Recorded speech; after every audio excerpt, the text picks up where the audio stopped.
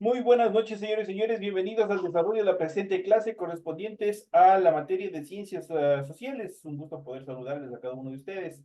Estamos ya con esta clase dando por terminado todo este proceso educativo, así que por favor sigan cumpliendo con todas las actividades que se les ha planificado durante toda esta unidad y el resto de unidades, a fin de, obviamente, que no tenga ninguna dificultad, ningún problema el momento de pasar al siguiente nivel, compañeros.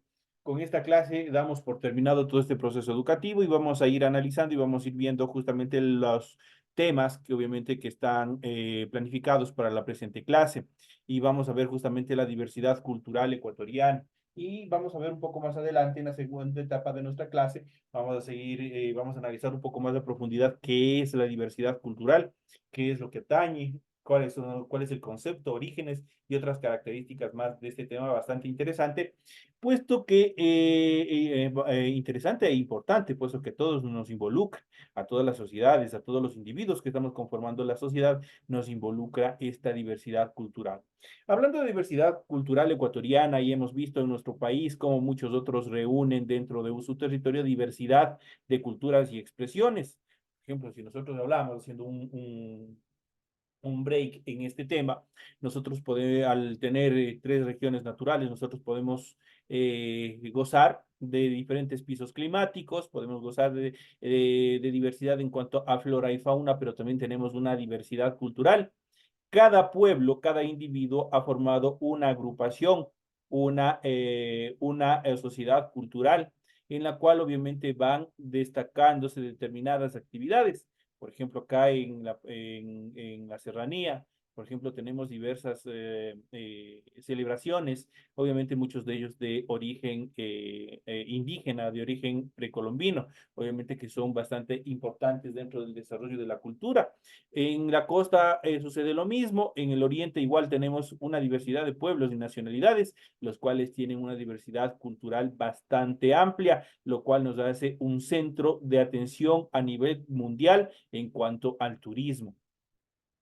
Este hecho, sin embargo, ha sido ocultado a lo largo de la historia, que nos ha mostrado una imagen de un país sin diferencias regionales, étnicas o culturales. Los pueblos indígenas y negros, las mujeres y otros grupos de la sociedad no aparecen en los libros de la historia, más bien dedicados a exaltar los actos heroicos de unos pocos personajes masculinos y nada más. Pero tras de todos esos personajes, por ejemplo, de Simón Bolívar, de Antonio José de Sucre, de todos los grandes personajes que lucharon por darnos la libertad, también estuvieron atrás indígenas, también estuvieron mujeres, también estuvieron negros, afrodescendientes, que también estuvieron luchando de el lado de todos estos próceres históricos para darnos la libertad que tenemos en la actualidad. La educación estimula muy poco el diálogo entre culturas y reconocimiento de las diferencias. Por ello persiste aún la desigualdad cultural. Los grupos indígenas negros no son debidamente apreciados. Por el contrario, se les presenta como atrasados o en desventaja en relación con la mayoría de la sociedad. Todavía perduran conductas y prácticas de discriminación y machismo, incluso contra las propias mujeres. En estas últimas décadas se ha desarrollado la conciencia de nuestra diversidad cultural y la necesidad de construir la interculturalidad. ¿Qué es la interculturalidad? La interculturalidad parte de la conciencia o de la constatación de que somos un país multicultural, pero eso no es suficiente. Hay que reconocer derechos de los grupos sociales diversos, sobre todo de los grupos excluidos, y también dar un paso adelante al integrar esas diversidades en una unidad intercultural. No debemos solo respetarnos mutuamente, sino construir un espacio común dentro de toda la sociedad en la cual aunemos esfuerzos, aunemos conocimientos en pos de construir un mega estado multicultural. El reconocimiento de los derechos indígenas fueron fundamentales. Aquí en Chimborazo se luchó bastante y mucho más de la mano de Monseñor Leonidas Proaño, quien obviamente creó determinados programas de carácter social en beneficio de los pueblos olvidados, de los pueblos indígenas, obviamente con un proceso de alfabetización, de alfabetización radiofónico, el cual utilizaba la radio para poder llegar a todos sus pueblos olvidados y obviamente tratarles de salir de esta brecha de analfabetismo y de retraso que obviamente tienen los pueblos indígenas.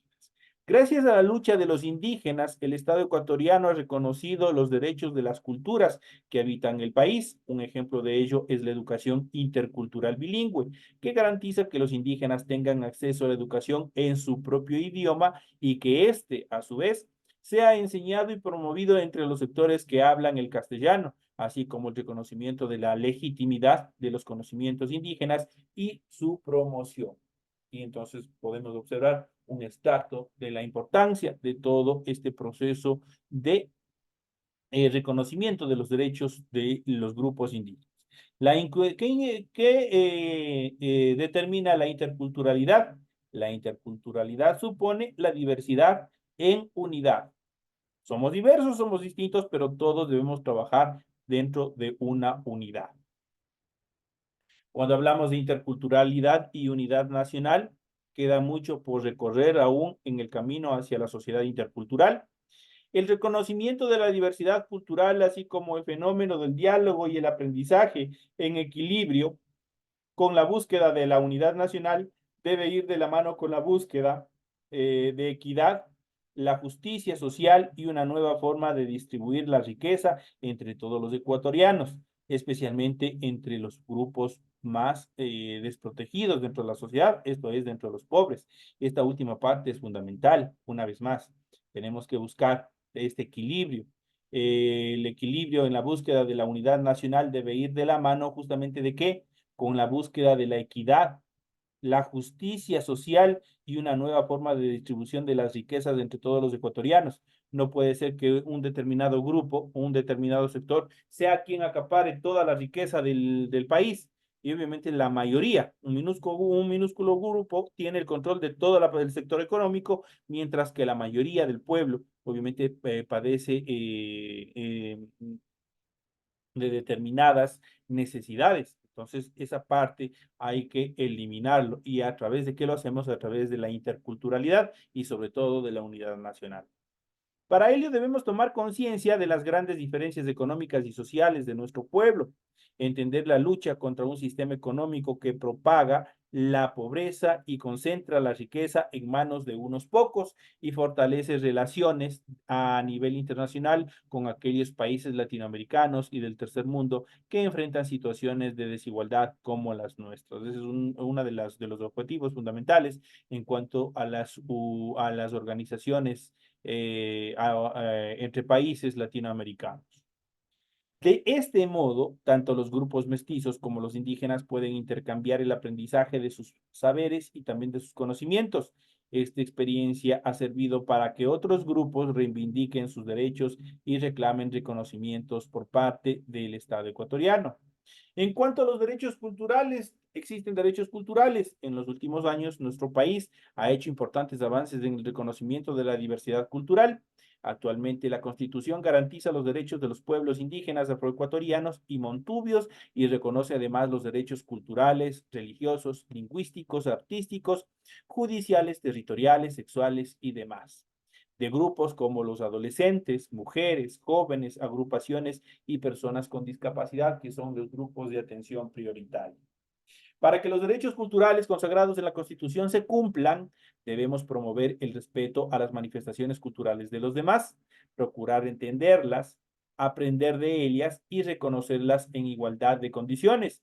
A este proceso, a este reconocimiento se le conoce como el diálogo intercultural, porque aquí vamos respetándonos, vamos siendo resilientes con el resto de culturas y obviamente desarrollamos un intercambio de conocimientos. En cuanto al diálogo intercultural, el diálogo intercultural supone entender que, así como nuestras manifestaciones culturales deben ser reconocidas y respetadas por los demás, tenemos la obligación de hacer lo mismo con las expresiones culturales de otros.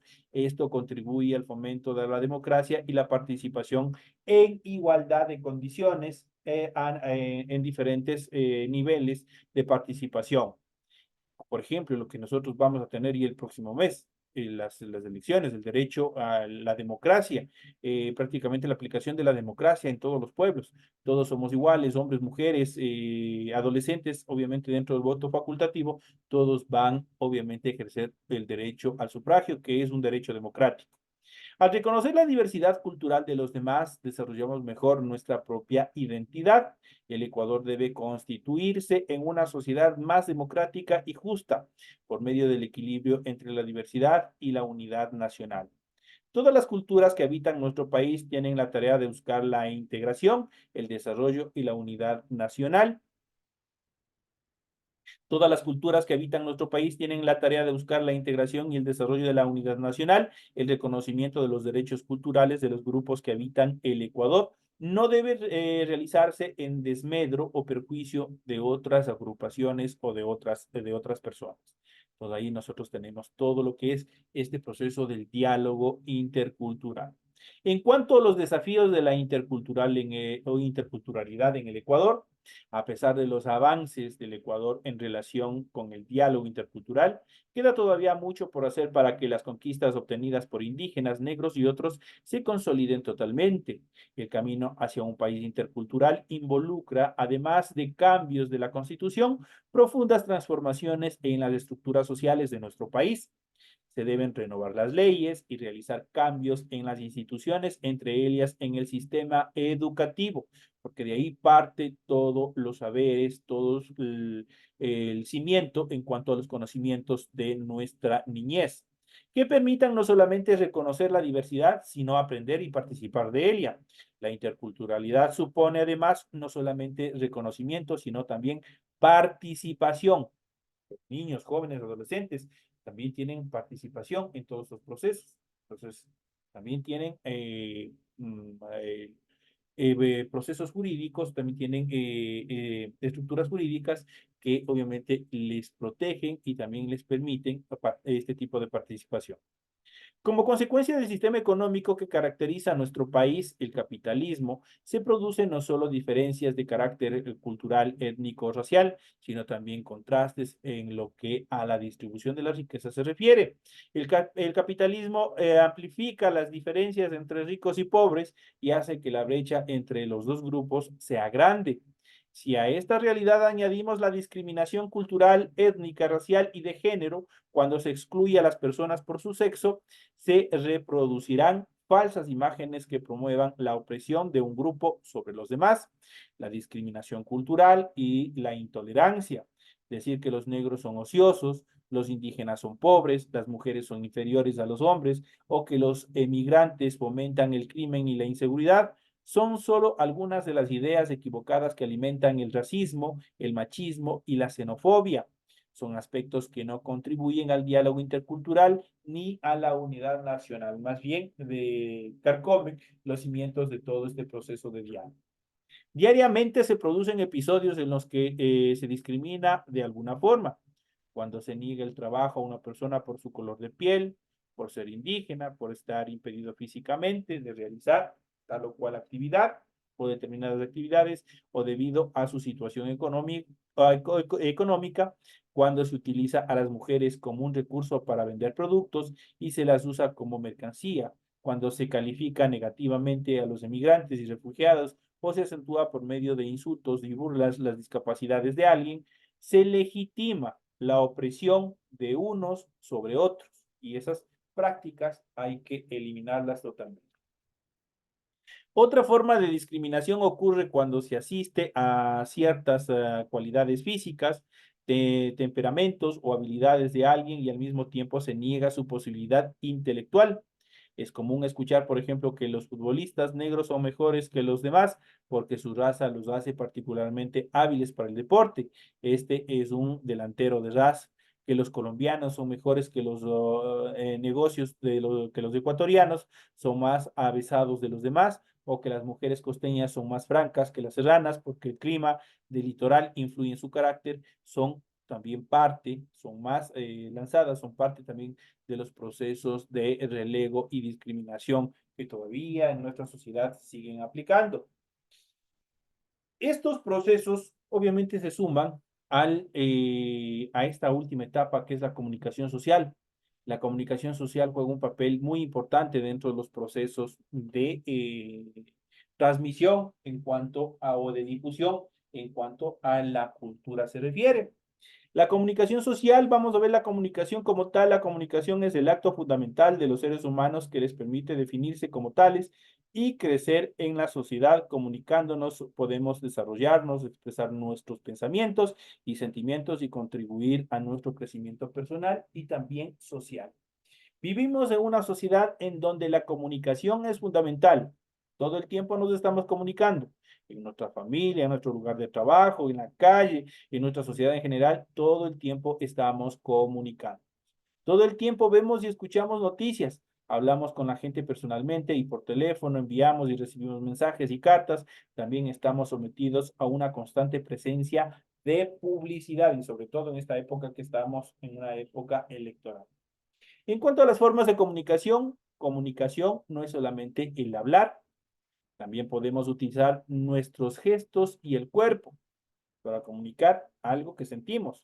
La comunicación requiere que escuchemos a los demás y estemos en capacidad de devolver un mensaje que exprese lo que pensamos o sentimos de acuerdo con lo que se nos ha dicho. Involucra un mensaje de ida y otro de vuelta. Podemos comunicarnos con los demás a través del habla o compartiendo actividades y con nuestro entorno a través del trabajo y el contacto con la naturaleza. Todos hacemos una cierta necesidad o tenemos una cierta necesidad de comunicación que se expresa en el llanto, por ejemplo, en la búsqueda de alimento y la capacidad de percibir lo que nos rodea. Estos aspectos se desarrollan a medida que crecemos. Por ello decimos que la comunicación es un aprendizaje que ocurre a lo largo de toda nuestra existencia o de nuestra vida. En cuanto a los medios de comunicación social, principalmente televisión, prensa y radio, son instrumentos mediante los cuales nos llegan todos los mensajes.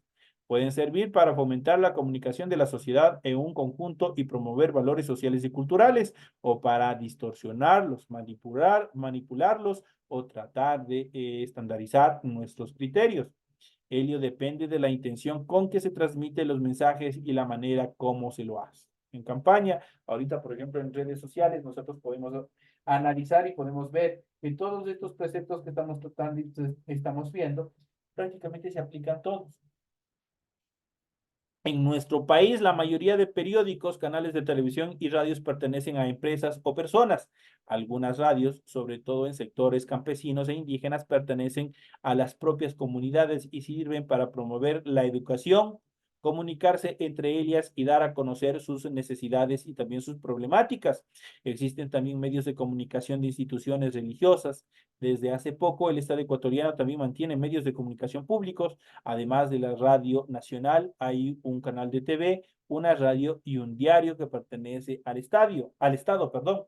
Si bien los canales de televisión y las radios tienen propietarios particulares, las frecuencias en las que operan estos medios, lo que se conoce como el espacio radioeléctrico, le pertenece al Estado, no le pertenece a esas personas y no pueden ser vendidas. El Estado concede frecuencias a los canales y radios para que puedan funcionar cada uno de ellos. El primer periódico que circuló en lo que ahora es Ecuador fue Primicias de la Cultura de Quito, publicado por Eugenio Espejo en el año de 1741. El periódico más antiguo que sigue circulando es El Telégrafo, fundado en Guayaquil en 1844. La primera radiodifusora fue Radio El Prado, justamente aquí se realizó las primeras emisiones desde la ciudad de Riobamba. En los años 30 del siglo XX, la primera transmisión de televisión en el Ecuador ocurrió en el año de 1959. Esto como datos históricos curiosos, muchos de estos medios de comunicación en la actualidad ya han desaparecido por A o B circunstancias, pero quedan obviamente su legado en el desarrollo de la historia. En cuanto a la comunicación y la sociedad, los medios de comunicación social llegan a la mayoría de la población. Por ello, tienen la capacidad de influir en las decisiones y opiniones de todas las personas.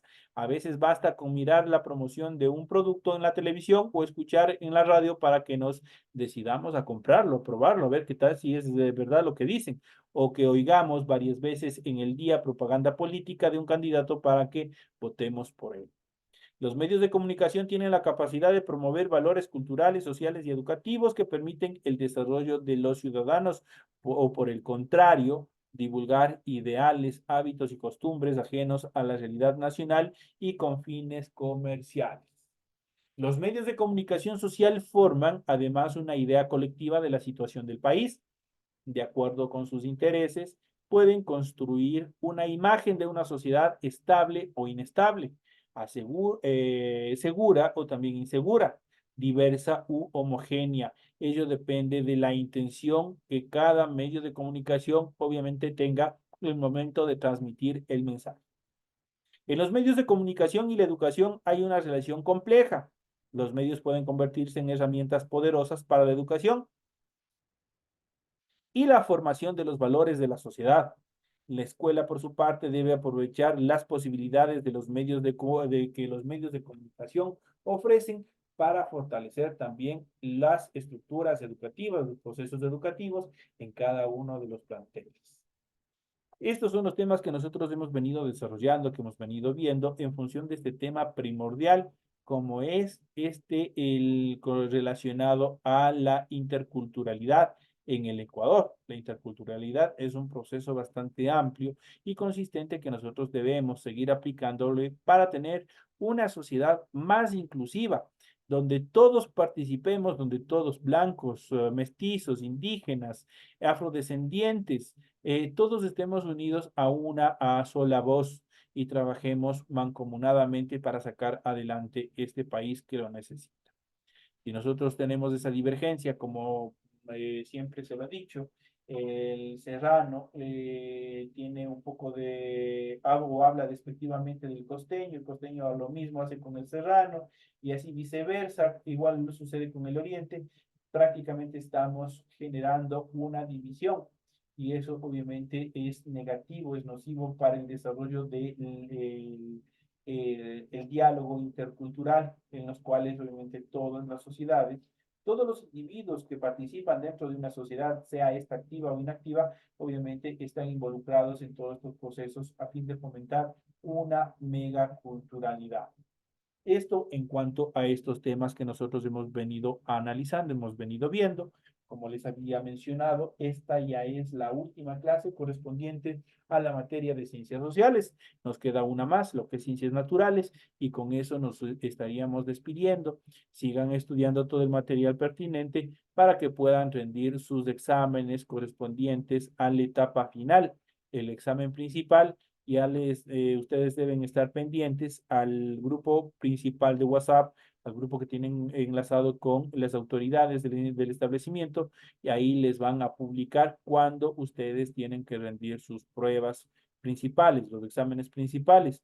El examen principal está constituido por 10 preguntas. Cada pregunta tiene una valoración de un punto, así que por favor estudien el momento que se sienten a rendir la prueba. Obviamente, asegúrense de tener una correcta conectividad a Internet, a energía eléctrica, estar en un sitio tranquilo donde ustedes puedan tranquilamente desarrollar sus actividades. Eso como una recomendación. Una vez que inician el examen, no pueden abandonarlo hasta cuando acaben. Si lo hacen, prácticamente sacarán la nota en función de las respuestas que hayan marcado y obviamente siempre y cuando que estén correctas. Así que por favor, tomar todas las precauciones necesarias a fin de que ustedes puedan rendir sus exámenes y no puedan tener ninguna dificultad. De esta manera, obviamente, me despido de ciencias sociales, nos falta ciencias naturales. Les recuerdo además que por favor deben estar al día, deben cumplir con todas las obligaciones que tienen con la institución para que no tengan ninguna dificultad. En caso que ustedes se queden al supletorio, en caso que ustedes se queden al último examen, a la última oportunidad que tienen, por favor recuerden igual que tienen que estudiar todo el material de apoyo que ustedes tienen en su aula virtual y de esa manera presentarse al examen principal, el supletorio, que también estará constituido por 10 preguntas. Así que por favor, cumplan con responsabilidad hasta el último y nos estaremos viendo hasta la siguiente clase correspondiente a ciencias naturales.